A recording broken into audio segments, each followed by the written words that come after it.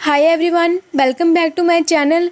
आज से हम स्टार्ट कर रहे हैं मॉडर्न पॉलिटिकल थ्योरी के बारे में हम पढ़ेंगे, जिसमें से आएंगे मैकियावेली आएंगे, फिर थॉमस हॉब्स आएंगे, फिर आएंगे जॉन लॉक के आएंगे, फिर आएंगे रोज़्यू, फिर जॉन एस मिल आएंगे, कार्ल मार्क्स, ग्रामसी, हैना अरेंट। तो ये हमारा जो हो जाएगा, समझो हमारा जो paper first and part A है जिसमें हम कर रहे थे वेस्टर्न पॉलिटिकल थॉट, वो हमारा अच्छे से कंप्लीट हो जाएगा। फिर हम आगे मूव ऑन करेंगे। तो अभी तक हमने जो है वो क्या क्या कवर किया है। वेस्टर्न पॉलिटिकल थॉट की जो टाइमलाइन थी वो 3 में डिवाइडेड थी। First is ancient, second is medieval and third is modern. ठीक है, तो इनमें से हमने अभी एंशियंट पॉलिटिकल थिंकर के बारे में हमने अच्छे से डिस्कस किया, जिसमें से 3 थिंकर आते हैं, सोक्रेटिस, प्लेटो एंड एरिस्टोटल। तो वो मैंने अच्छे से समझाया है। तो अगर आपको अच्छे से नहीं आता वो, तो आप पहले उसको देखो, क्योंकि ये सभी आगे जाके इंटरलिंक करेगी, फिर आपको प्रॉब्लम हो सकती है, आपको अच्छे से समझ नहीं आएगा। ठीक है, तो आप पहले इसको समझिए अच्छे से। तो फिर हम स्टार्ट करेंगे आज से मॉडर्न पॉलिटिकल थिंकर के बारे में। और मिडिवल हमने क्यों स्किप किया है, क्योंकि हमारे जो सिलेबस है यूपीएससी सीएससी का जो सिलेबस है पीएसआईआर का, political science and international relations, तो उसमें जो है मिडिवल का सिलेबस नहीं है। ठीक है, एंशिएंट के बाद सीधा मॉडर्न है। इसका भी एक रीज़न है, बिकॉज जो मिडिवल टाइम था उस समय मिडिवल एज स्टार्ट हुई थी 5 सेंचुरी से लेके 50 सेंचुरी एडी तक हमारी हुई थी स्टार्ट इसकी मिडिवल एज की। तो उस समय जो था हमें कोई भी पॉलिटिकल थिंकर्स देखने को नहीं मिलता, बिकॉज जो चर्च था, जो रोमन एम्पायर था, उस समय उनका डोमिनेट हो रहा था, वही रूलिंग क्लास के पार्ट थे। उस समय रिलीजियस जो था वो डोमिनेट कर रहा था। और हम देखते हैं कि उस समय जो रीज़न था वो बिल्कुल भी उभर के नहीं आया, वो बिल्कुल ख़त्म हो गया और रिलीजन जो था वो स्टार्ट हो गया। चर्च का काफ़ी इंटरफेयर रहा लोगों के काम में, पर्सनल काम में भी रहा। ठीक है, क्योंकि जो हम मैकियावेली का हम देखेंगे नहीं, तो आपको अच्छे से समझ आएगा कि ऐसा क्यों हुआ। जो मैकियावेली थे, अब हम ये स्टार्ट करेंगे मैकियावेली मॉडर्न पॉलिटिकल थिंकर में। तो इनकी जो है ये इनका जन्म तब होता है जब मिडिवल एज ख़त्म हो रही थी। ठीक है, और मॉडर्न एज की शुरुआत हो रही थी, मतलब ये 50 सेंचुरी की से लेके, मतलब तब इनका जन्म हो रहा था जब ये 50 सेंचुरी में, मतलब वो मिडिवल एज जो है ख़त्म होने पे आ रही थी, और मिडिवल जो मॉडर्न है वो स्टार्ट हो रहा था ऑनवर्ड्स। ठीक है, 50 ऑनवर्ड्स। तो ये इनका जन्म है वो इटली में हुआ है। ठीक है, इटली आज के समय में हम देखते हैं एज ए कंट्री, लेकिन पहले क्या था, सिटी स्टेट था। सो जो सिटी स्टेट था वो भी डिवाइडेड था 5 भाग में। ठीक है, तो 5 भाग में डिवाइडेड था। तो जो फ्यूडलिज्म का जो था वो काफ़ी ज़्यादा डोमिनेंस रहा उनका। फ्यूडलिज्म जो था इनका काफ़ी ज़्यादा इंटरफेयर होता था, कैसे वो हम देखेंगे आगे से अच्छे से। तो समझो ये इटली है, इसमें जो था, मतलब 5 तरह के डिवाइडेड थे सिटी स्टेट्स। ठीक है, 1 2 3 4 एंड 5। ठीक है, इस तरह के ऐसे इटली डिवाइडेड थी फिर सिटी स्टेट्स में। तो मैकियावेली जो थे वो बिलोंग करते थे इटली से, तो लेकिन वो समय के थे जिस समय मेडिवल एज ख़त्म हो रही थी और मॉडर्न एज की शुरुआत हो रही थी, मतलब 15 जो था सेंचुरी वो ऑनवर्ड्स आ रहा था, जिस समय उनका जो था बर्थ हुआ। अब इनको कहा जाता है लस्की एक थिंकर है, वो हम देखेंगे आगे अच्छे से। इनका नाम है लस्की। ठीक है, इन्होंने बोला कि जो मैकियावेली है वो क्या है, चाइल्ड ऑफ रिनाइसेंस, मतलब चाइल्ड ऑफ इस टाइम। इसका क्या मतलब है, जैसे कि अगर आप ना यूएसए में अगर आपका जन्म हुआ होगा, तो आपकी जो परसेप्शंस होती है, आपकी जो सोच होती है, जो आपने जो देखा होता है इन्वायरमेंट वगैरह, वो आपका यूएसए के रिलेटेड होगा, जहाँ पे उस सिचुएशन जो वो सर्कमस्टांसिस हो रही हो। ठीक है, वैसे हमारी इंडिया थी, इंडिया में अगर आपका जन्म हो रहा है, अगर आप देख रहे हो कि हमारे इंडिया में क्या क्या हो रहा है, क्या क्या नहीं हो रहा, मतलब आपको एक पता चल जाता है अपने आप ही कि हमारे इंडिया में क्या गलत है, क्या कितना सही है, वो पता चल जाता है। उस वजह से जो था, एक मैकियावेली जी थे, उन्होंने जब उनका जन्म हुआ था इटली में, तो उन्होंने देखा कि जो इटली था वो डिवाइडेड था सिटी स्टेट्स में, और काफ़ी जो था रिलीजियस डोमिनेट कर रहा था लोगों के पर्सनल काम में भी, और लोग काफ़ी जो थे परेशान थे। ठीक है, ये उसी टाइम के थे, मतलब एक शुरुआत हो रही थी। रिनाइसेंस का मतलब होता है, रिनाइसेंस का रीबर्थ। ठीक है, एक रीबर्थ हो रही थी स्टेट की, मतलब कि एक रिलीजियस ख़त्म होने जा रहा था और रीज़न जो था वो एमर्ज होने लगा था। ठीक है, ऐसे उस मिड में मैकियावेली थे।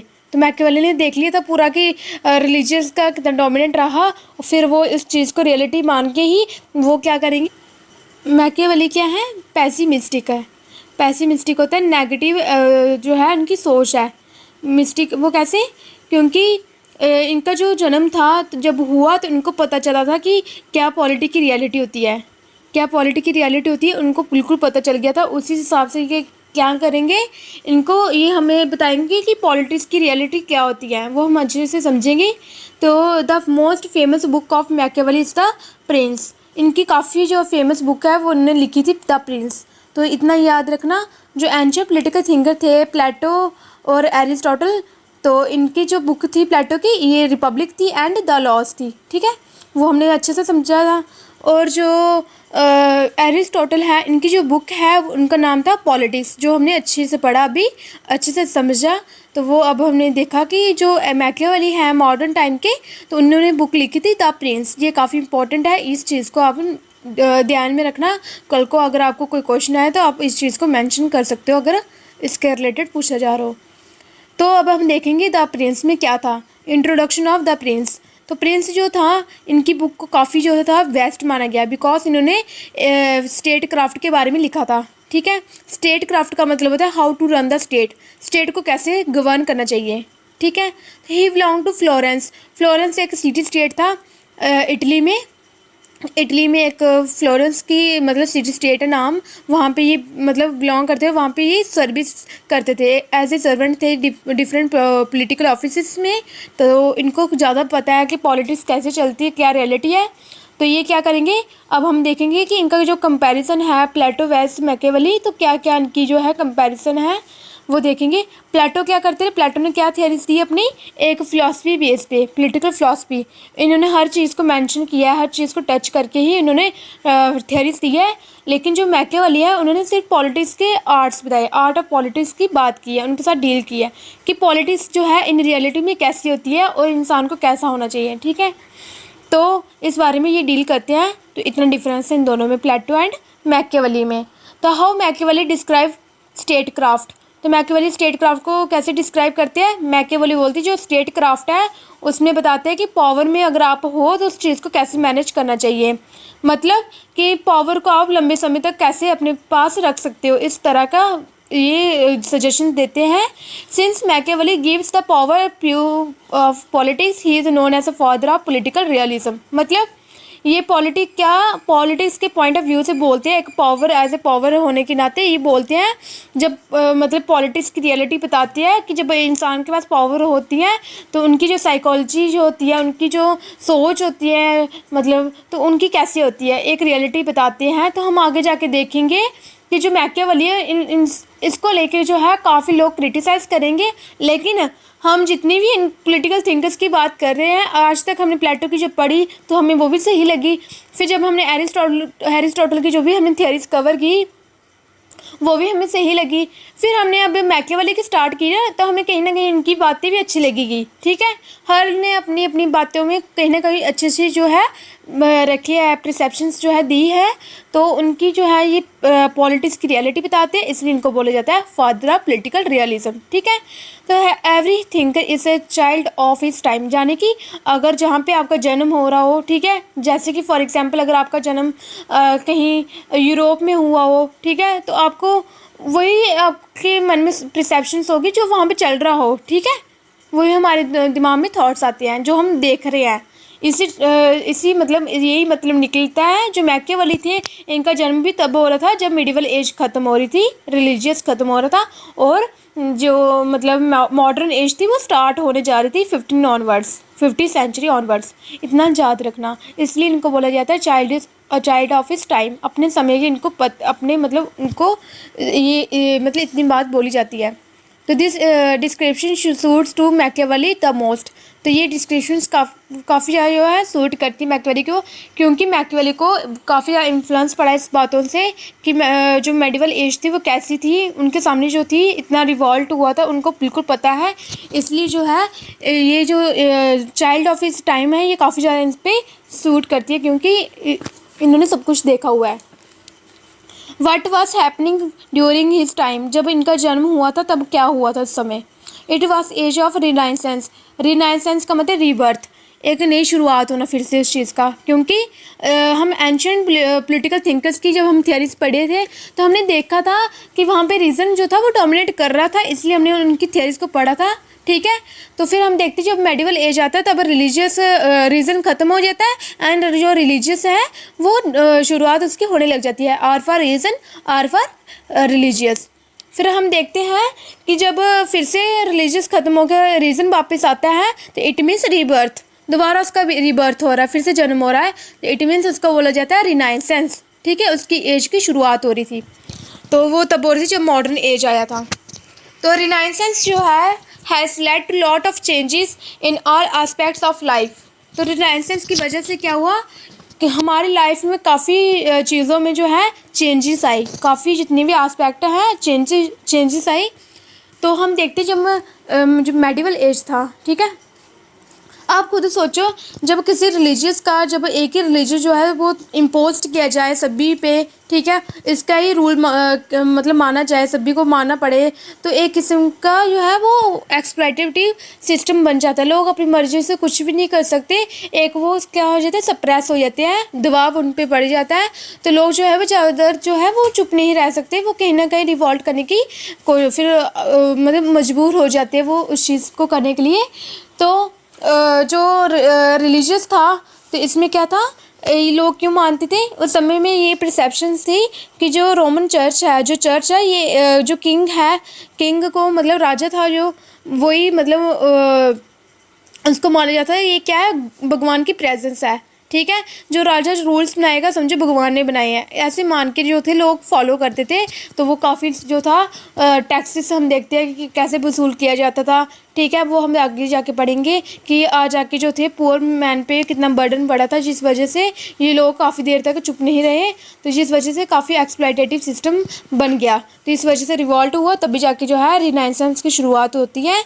तो some of the by product of renaissance are, तो कुछ जो है हम देखते हैं रिनाइसेंस के बारे में। जब रिनाइसेंस हो रहा था यानी कि रिवर्थ हो रहा था स्टेट का, तब क्या होती है, रीज़न जो है उसकी ग्रोथ होना स्टार्ट हो गई थी, लोग जो थे रीज़न पे ज़्यादा फोकस करने लग गए थे। ठीक है, तो reason led to growth of science, reason होने से क्या है, साइंस की भी ग्रोथ होने लगी। ठीक है, if medieval age is the age of religion यानी कि डार्क एज, तो मतलब modern age is an age of science. तो जो मेडिवल एज था वो क्या था, एक डार्क एज उसको बोला जाता है, बिकॉज रिलीजियस डोमिनेट कर रहा था, एक ही रिलीजन जो था वो फॉलो करना पड़ता था, जो राजा जो बोलता था वही करना पड़ता था, तो ये एक डार्क एज थी, कोई भी खुश नहीं था उस सिस्टम से, तभी इसको डार्क बोला जाता है। तो modern age is an age of science. ठीक है, मॉडर्न एज क्या थी, तब साइंस डोमिनेट मतलब उसकी वो है एमर्ज होने लगा था, क्योंकि उस समय रीज़न जो है वो ज़्यादा एमर्ज होने लगा था।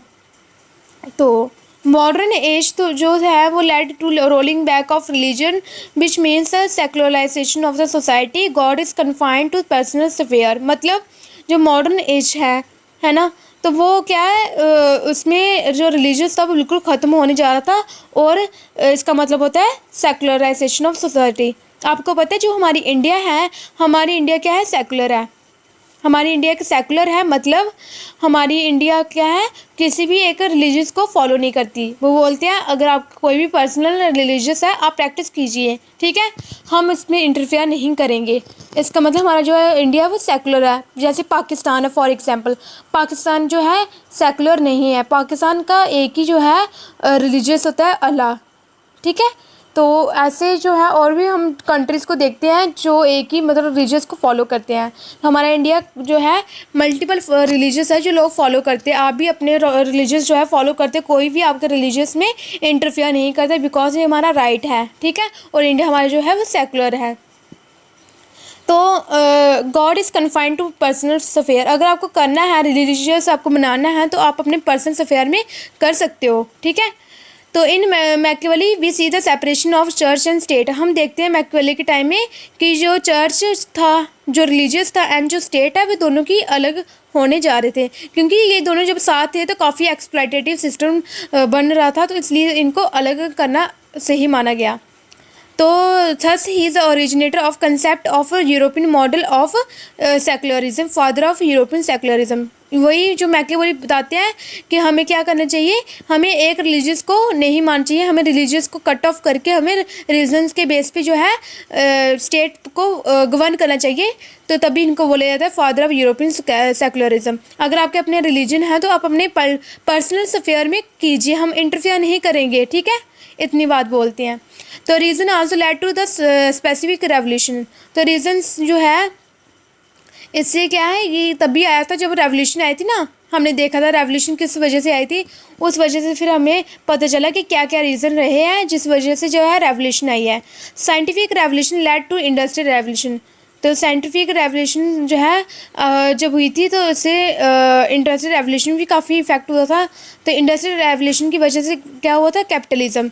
तो कैपिटलिज्म कैसे हुआ था, जब लोगों के पास ज़्यादा पैसे थे तो लोगों के पास क्या था, मटेरियलिज्म भी ज़्यादा था, इंडिविजुअल अपने बारे में सोचते थे और यूटिलिटी के बारे में सोचते थे, अपने मतलब अपने यूसेज के बारे में सोचते थे। तो यानी कि कैपिटलिज्म अपने बारे में सोचते थे। तो इस वजह से भी हम देखते हैं कि ये रीज़न रहे थे जो कि रेवोल्यूशन आए थे, साइंटिफिक रेवोल्यूशन आए थे, ठीक है।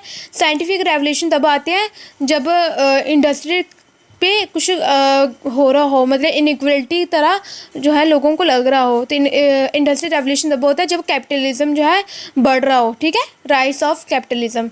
तो कैपिटलिज्म तब होता है, कैपिटलिज्म का मतलब कि लोग जो है वो अपने बारे में सोचते हैं, अगर उनके पास सरप्लस है तो उनको कंट्रीब्यूट करना चाहिए, अगर इनका इतना वो अगर वो यूज़ कर रहे हैं तो बाकी उनको कंट्रीब्यूट करना चाहिए। लेकिन नहीं, ये चाहते हैं नहीं, ये हमें यूज़ करना है, हमें अपने बारे में सोचना है, बाकी जो मर्जी कुछ करें हमें नहीं है। तो ये अपनी यूटिलिटी के बारे में ज़्यादा सोचते हैं, इसलिए इनको बोला जाता है capitalism.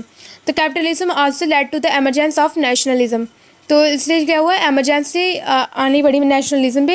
Every thinker represent the interest of particular section of the society. हर थिंकर को कोई ना पर्टिकुलर जो सेक्शन होता है, कोई पर्टिकुलर चीज़ पे जो है इंटरेस्ट रहता है सोसाइटी की। तो मैकियावेली रिप्रेजेंट करते हैं एमर्जिंग कैपिटलिस्ट क्लास, बोर्जुआसी क्लास। तो इसका मतलब वो यही होता है जो जिनके पास जो है जो रिच होते हैं, जिनके पास सरप्लस होता है, ठीक है, इनको ज़्यादा इन पे जब फोकस करते हैं, इनको ज़्यादा मतलब अप्रोच करते हैं। मैकियावेली जो है वह से चैम्पियन ऑफ नेशनलिज्म, इनको ये भी बोला जाता है। अब हम देखेंगे perception of Machiavelli as a thinker. तो मैकियावेली क्या थे, एक रियलिस्ट थे। ये इन्होंने पॉलिटिक्स की रियलिटी बताई हमें। तो realism is power view of politics. तो रियलिज्म का मतलब होता है जो जब हम पावर में आते हैं तो हमारे पावर में आने की क्या हमारा व्यू रहता है, क्या हमारी परसेप्शंस रहती है पॉलिटिक्स के नज़रिए में, वो उसकी रियलिटी बताते हैं। इसका मतलब ये है, realist are known as children of darkness. तो रियलिस्ट का मतलब होता है चिल्ड्रन ऑफ डार्कनेस। तो मैकियावेली जो है वो इसको बोला गया है, he is a materialist. He believes that matter जो है वो रियल है, उसकी तरह ही एरिस्टोटल की तरह जो उन्होंने बोला हुआ है। तो ही बिलीव्स दैट मैन जो है वो एक मटेरियलिस्ट है बाय नेचर, ठीक है, मैन अपने आप में क्या है, एक मटेरियलिस्ट है बाय नेचर। तो he is an elitist class, मतलब ये ज़्यादा कैपिटलिस्ट को प्रमोट करते हैं। तो ये इसलिए ये रिच क्लास को ज़्यादा उनके फेवर में है। He makes a difference between A Prince and A common man. ये डिफरेंस करती है कि प्रिंस जो है अलग है कॉमन मैन से, ये दोनों अलग है, ठीक है, ये एक नहीं है। तो इनकी जो मेथडोलॉजी है ये अब हम क्या करेंगे, नेक्स्ट क्लास में पढ़ेंगे, नहीं तो फिर ये काफ़ी ज़्यादा जो है लंबी बन जाएगी क्लास, तो वो हम आगे जाके करेंगे। ये भी 1-2 क्लास में ख़त्म हो जाएगा, ज़्यादा लॉन्ग नहीं है, ठीक है। तो अगर आपको नहीं समझ आया तो आप मुझे बता सकते हो कमेंट बॉक्स में। तो please more and more subscriber जो है ज्वाइन करो, क्योंकि ऐसे ही मुझे भी एनकरेजमेंट मिलेगा। बीच में मैंने छोड़ दिया था बनाना, तो फिर मैंने सोचा कि कोई ना कोई तो देख रहा है, चलो उनके लिए बनाऊँ। तो प्लीज़ मुझे एनकरेज मिलती रहे, मुझे मोटिवेशन मिलते रहे, सो डैट मैं भी बनाऊँ, क्योंकि मैं भी तो एक एस्पिरेंट हूँ, मैं भी तैयारी कर रही हूँ इसकी। तो मैंने सोचा कि मैं क्यों ना आपके साथ शेयर करूँ। तो प्लीज़ मुझे भी सपोर्ट करना, मोटिवेट करना। Thank you.